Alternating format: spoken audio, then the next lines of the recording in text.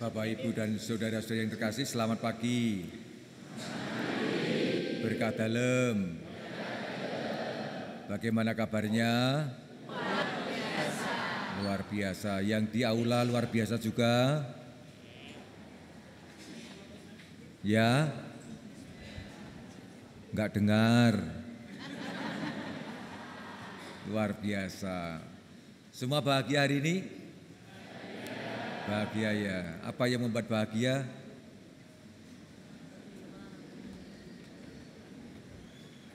Oh, ratek krungu. Ya, mesti dekat jadi biar dengar gitu. Apa yang membuat panjenengan semua bahagia hari ini? Mau menerima sakramen Krisma? Yakin? Yakin? Yakin gembira? Iya. Ya, kita bersukacita bergembira bersama teman-teman kita yang hari ini akan menerima sakramen penguatan. Ada 118 orang yang telah dipersiapkan dengan sangat luar biasa. Selama berapa lama ya? Berapa lama persiapannya? 6 bulan. 6 bulan. Iya, siapa yang selama 6 bulan itu berangkat terus?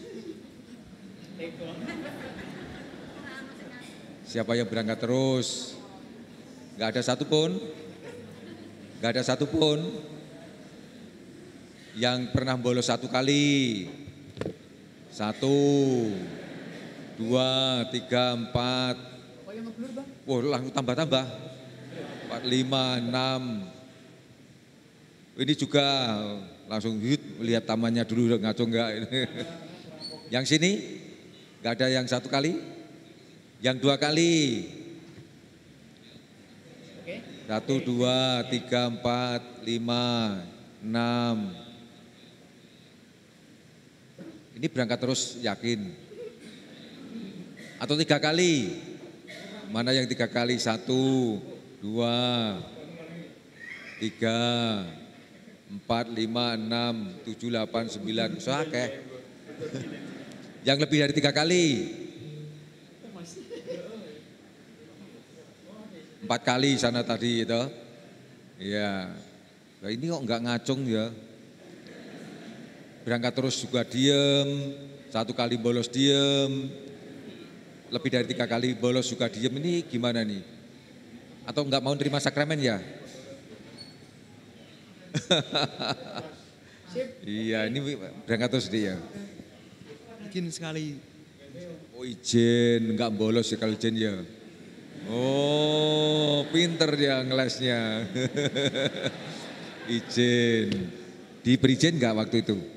Diberi, ya diberi. Termasuk bolos enggak itu? Enggak. Pantesan kok diam aja. Iya. Lalu itu termasuk apa kalau izin itu? Termasuk berangkat atau termasuk tidak berangkat? Tidak berangkat. Berarti bolos yo. Enggak, izin. Bolos kan enggak berangkat ya kan? Bolos sama dengan tidak berangkat. Ini enggak berangkat berarti izin. Sini dek. Ya, namanya siapa? Rafael. Kamu berangkat terus kecuali pas izin. Berapa kali izinnya?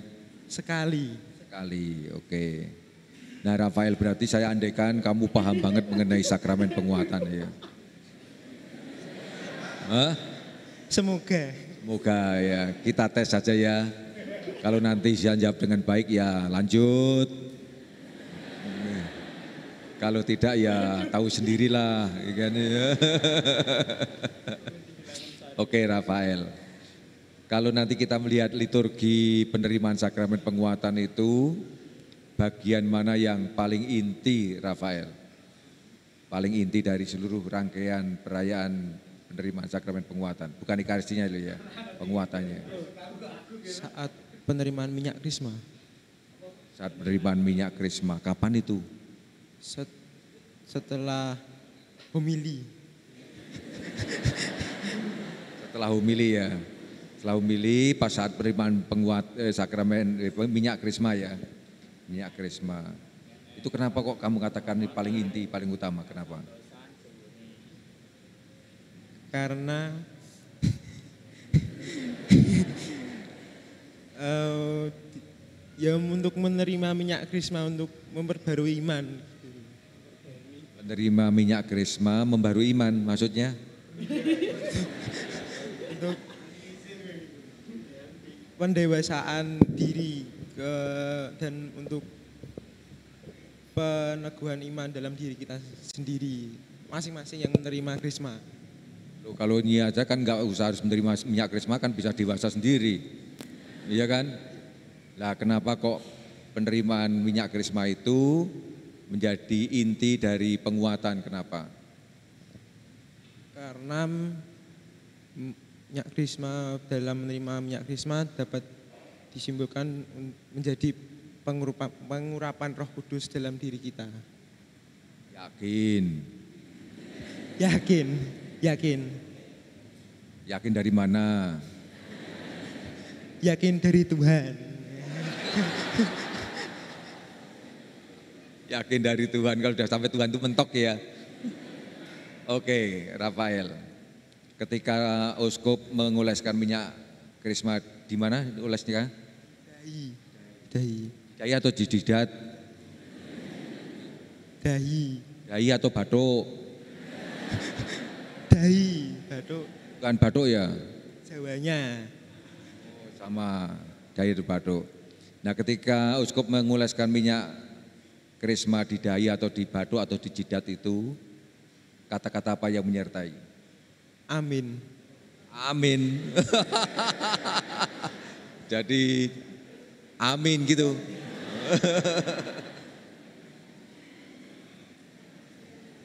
Nah, cari kepean.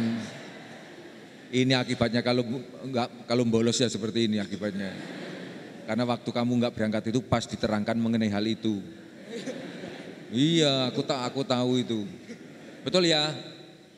Oh iya kan? Apa yang menyertai kata-kata apa? Terimalah tanda karunia Roh Kudus. Terimalah tanda karunia Roh Kudus. Jadi yang persis diterima itu sebenarnya apa? Roh Kudus. Roh Kudus, yakin. Yakin. Bukan minyak krisma.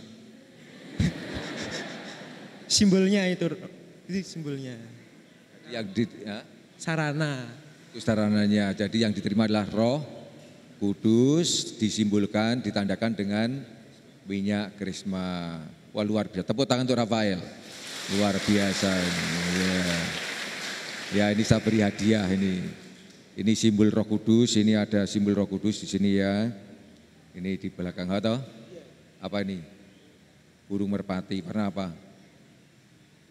Warna perak yo. Ini ya, terima kasih. Tepuk tangan untuk Rafael. Iya.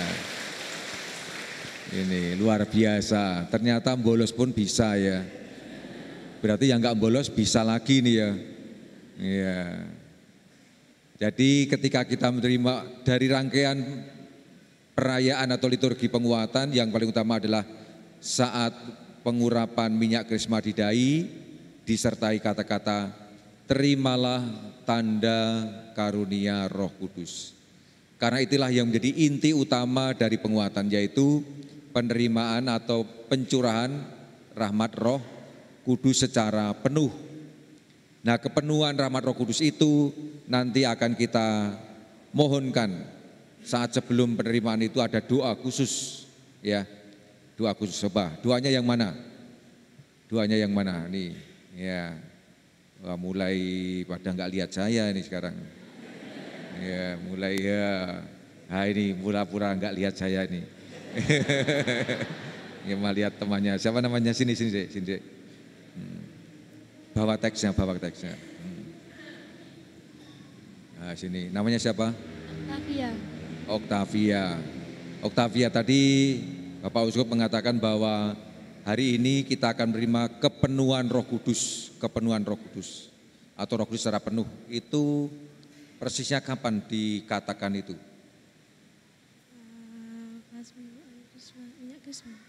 Atau kapan Roh Kudus itu dicurahkan pada waktu ini nanti? sudah menerima krisma, sudah menerima minyak krisma itu. Sudah menerima minyak krisma itu. Setelah menerima minyak krisma, jadi berapa hari setelah minyak krisma di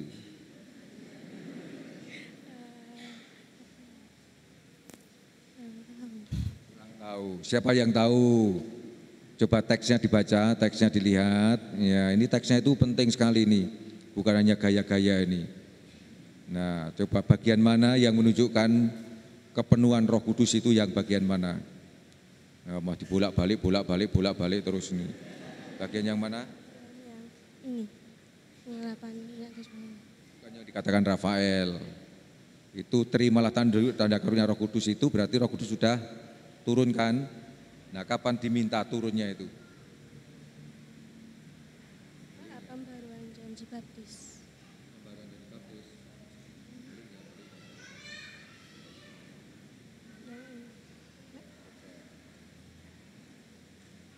Pas doa mohon karunia Roh Kudusnya. Coba dibaca bagian tengah ini.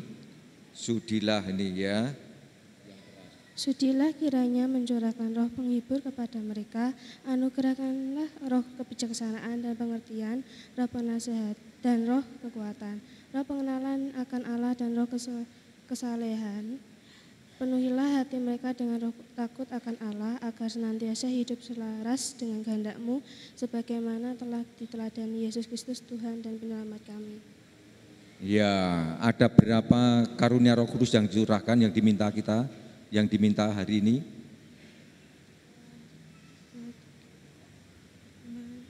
Ada 6. Yakin 6 ngitungnya, coba dihitung ya. Sudilah kiranya mencurahkan roh penghibur kepada mereka. Anugerahkanlah roh Penghibur kepada mereka. Roh kebijaksanaan dan pengertian. Roh penasehat dan roh kekuatan. Roh pengenalan akan Allah, roh kesalehan. Roh takut akan Allah. 8 9 cuman 7 ya. Ya, 7 karunia Roh Kudus. Nah, inilah maka dikatakan hari ini kita akan menerima anugerah Roh Kudus secara penuh, yakni ketika kita mohon. Persis inilah doa yang paling inti nanti dalam rangkaian kita, di mana kita mohon anugerah Roh Kudus secara penuh untuk para krismawan krismawati.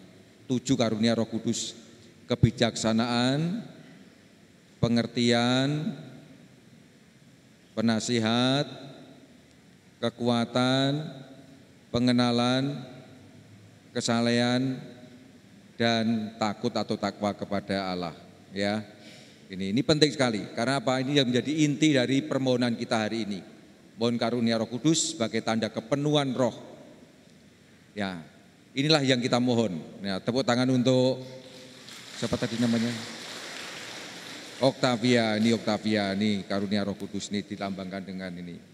Ya, untuk kamu nanti pakai ya. Ya. Roh Kudus kita mohon hari ini secara penuh supaya apa? Supaya menguduskan kita.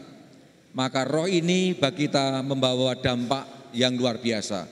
Pengudusan atas kita semua. Lebih daripada itu membawa perubahan dalam kehidupan kita. Maka dikatakan daya Roh Kudus yang transformatif, yang membawa perubahan hidup. Perubahan yang pertama adalah kita dikuduskan dari dosa-dosa kita. Dikuduskan, disucikan dari dosa-dosa kita. Maka kemarin ditandai dengan penerimaan sakramen penguatan. Namun juga melalui sakramen ini kita dibersihkan dari dosa-dosa kita. Kita diampuni, ya, dikuduskan. Inilah transformasi yang pertama. Perubahan yang pertama. Yang kedua, dengan Roh Kudus ini kita semakin dimampukan untuk bersatu dengan Kristus Sang Juru Selamat kita. Tandanya apa? Tandanya ketika kita semakin sregep sembahyang, semakin tekun dalam peribadatan, semakin aktif dalam kehidupan bersama umat, entah ekaristi, entah doa lingkungan, doa stasi, dan lain sebagainya. Ini semua membawa tanda-tanda yang konkret dari perubahan itu. Dan yang selanjutnya adalah perubahan yang paling dituntut adalah yang menandakan kekasan penguatan adalah bahwa kita semua diberi tugas untuk menjadi pewarta-pewarta sabda, pewarta-pewarta Injil, pewarta-pewarta kabar keselamatan bagi umat manusia. Ini semua cocok dengan bacaan-bacaan yang kita dengarkan hari ini, yang semuanya berbicara mengenai tugas kenabian. Tugas mewartakan tidak lain adalah tugas seorang nabi, yakni mewartakan kabar sukacita, mewartakan kehendak Allah bagi orang lain. Tujuannya adalah supaya orang lain mendengarkan, memahami, mengenal siapa Kristus, percaya kepadanya, dan akhirnya mengalami keselamatan itu. Yesus dalam bacaan Injil hari ini mengatakan, seorang nabi dihormati di mana-mana kecuali di daerahnya sendiri dan tengah keluarganya. Ini menggambarkan bahwa menjadi seorang nabi, menjadi pewarta Injil, menjadi pewarta sabda, menjadi pewarta keselamatan tidak selalu mudah. Selalu akan menghadapi banyak tantangan, banyak pergulatan, bahkan penolakan. Tidak sedikit dalam perjalanan gereja, nabi-nabi kita itu mengalami kematian, kemartiran, justru karena membela iman. Maka pertanyaannya adalah untuk para calon penerima penguatan, apakah Anda semua siap untuk menjadi martir-martir Tuhan? Siap? Yakin? Nek mergo sang Kristus dipateni piye? Untuk mergo karena Kristus kalau kalian ditolak orang lain gimana? Siap menghadapi? Kok lemah saiki? Siap? Yakin? Kalau sampai dibenci orang lain gimana? Enggak apa-apa, sudah biasa dibenci ya. Ini salah satu tantangan kita, menjadi orang Katolik yang sejati di tengah masyarakat tidak selalu mudah. Ada begitu banyak tantangannya, ada begitu banyak hambatannya. Bahkan tidak hanya disingkirkan, tidak hanya dibenci, namun juga bahkan nanti juga sampai dianiaya. Tidak sedikit orang-orang Katolik yang mendapatkan penganiayaan di tempat yang lain. Kita bersyukur bahwa di Indonesia ini kita bisa hidup berdampingan dengan orang-orang lain yang tidak seiman dalam suasana penuh kedamaian. Meskipun demikian tantangannya jelas. Kita semua dengan penguatan ini semakin ditantang, dituntut untuk menjadi nabi-nabi yang hidup bukan untuk mewartakan diri sendiri, namun mewartakan Kristus. Inilah tantangannya. Dan ini semua kita wujudkan secara nyata mulai dari kehidupan kita yang paling sederhana. Di tengah keluarga, memberi contoh yang baik. Memberi contoh yang baik, misalnya hidup dalam damai, dalam kasih satu sama lain. Tidak saling membenci, tidak saling iri hati. Di rumah, di tempat kita belajar, di sekolah. Ada teman yang pinter, kita ikut senang atau enggak? Kalau teman kita pinter banget, sementara kita nilainya kurang dari mereka, cenderungnya kita senang atau enggak? Oh, atau ikut bangga atau iri hati? Ya? Bangga, yakin, bangga. Jadi semakin kita jelek nilainya, semakin kita bangga gitu ya. Ya, kalau teman kita menjadi baik, kita ikut gembira. Kalau teman kita tidak baik, kita ikut sedih dan membantunya. Inilah tantangan yang konkret sekali, menjadi pewarta-pewarta sabda. Maka saudara-saudara yang terkasih, hari ini kita akan membantu teman-teman kita, saudara-saudara kita yang menerima penguatan, agar dicurai Roh Kudus dalam kepenuhannya, sehingga mempunyai roh kebijaksanaan, semakin bisa memilah-milah mana yang baik dan mana yang buruk. Roh pengertian yang semakin bisa memahami siapa Allah, semakin mengenalnya. Mempunyai roh kekuatan, semakin bisa membela iman tanpa terombang-ambingkan, termasuk ketika ada banyak iming-iming, pekerjaan, pacar, bojo. Nah ini misalnya ini. Sing wis wayahe nikah sing ndi ya? Sing durung nikah ning wayahe nikah sapa iki? Iki ketok wis nikah dereng? Sampun. Jenengan pun nikah dereng? Siap sampun ki siap nikah meneh ngono karepe. Sudah 2 kali. Wah, ada 2 kali malahan. Kok bisa? Kok bisa? Iya, perjalanan hidup Romo. Iya, luar biasa. Tepuk tangan untuk Mas Donatus ini. Iya, yang lain nikah sekali, ini udah 2 kali, luar biasa kan? Perjalanan hidup. Misalnya ditawari untuk yang ketiga kalinya gimana? Tidak, cukup satu saat terakhir ini. Iya. Ya, luar biasa. Tepuk tangan Pak Donatus. Ya. Salah satu bentuk kesaksian yang nyata ya. Ini termasuk tawaran-tawaran yang mungkin bisa terjadi ya. Apalagi yang masih muda yang belum nikah. Ini belum nikah ya, Alusius? Belum nikah. Seandainya ono cewek ayu banget. Ayune ulang-ulangan. Ayune ulang-ulang di pacar durung? Deh. Iki ono wong wedok meneh. Luwe ayu bangane pacarmu. Luwe ayu, sugih, mlegendu, anak tunggal, pengen dadi bojomu. Ning siji kon ninggalke pacarmu sing Katolik kuwi, melu sing iki, piye kira-kira? Tidak mau. Sudah komitmen. Iya. Pacarmu ning kene ya. Oh. Iki wedi iki mesti keweden ini. Pacarmu sing ndi to? Pacarmu yang mana? Lagi ikut Krisma juga. Oh, yang mana ya? Mana ya pacarnya ya? Enggak ada satupun yang tunjuk jari loh. Enggak ada satupun yang tunjuk jari. Jangan-jangan enggak serius dia ya? Serius. Kok enggak tunjuk jari itu? Mana yang mana coba? Enggak ada. Wow, sekarang tunjuk jari. Iya. Kalau misalnya Mbak, ini ada cewek yang dan siapa? Alusius ini mau gimana? Kira-kira direlakan enggak? Rela. Gimana? Oh, yang penting bahagia. Wah.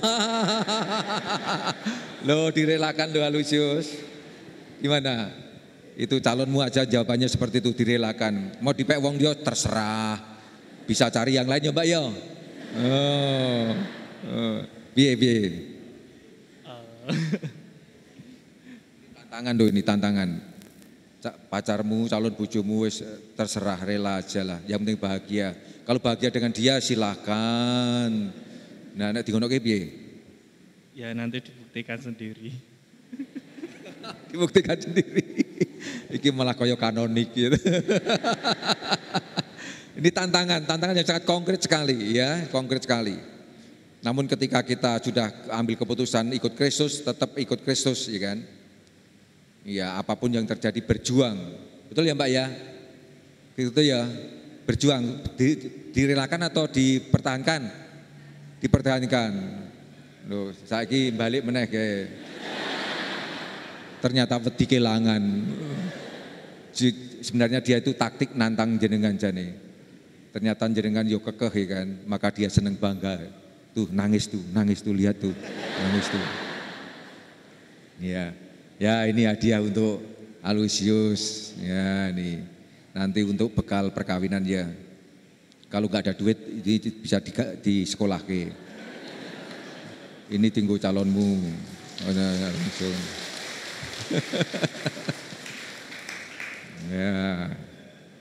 Ya, luar biasa. Oh, ini tadi belum tak kasih iki. Minta ya. Ini ya. Saudara-saudara yang terkasih, inilah contoh-contoh yang konkret, sederhana. Menjadi orang Katolik itu tidak mudah, namun selalu kekeh. Karena apa? Karena Tuhan selalu akan menolong kita, membantu kita. Asalkan kita teguh berpegang padanya. Selalu datang kepadanya dengan doa-doa kita. Selalu bersimpuh di hadapannya. Menghadapnya selalu akan dikuatkan dan diteguhkan apapun yang terjadi. Jangan sampai kendor, jangan sampai lelah, jangan sampai kita ngelukro menjadi orang Katolik. Namun berjuanglah, kita dipanggil menjadi nabi-nabi Tuhan, membawa perubahan, membawa transformasi dalam kehidupan bersama. Mulai dari diri kita sendiri, dalam keluarga dan dalam masyarakat. Amin. Mari sekarang kita persiapkan diri kita untuk memasuki liturgi penerimaan sakramen penguatan.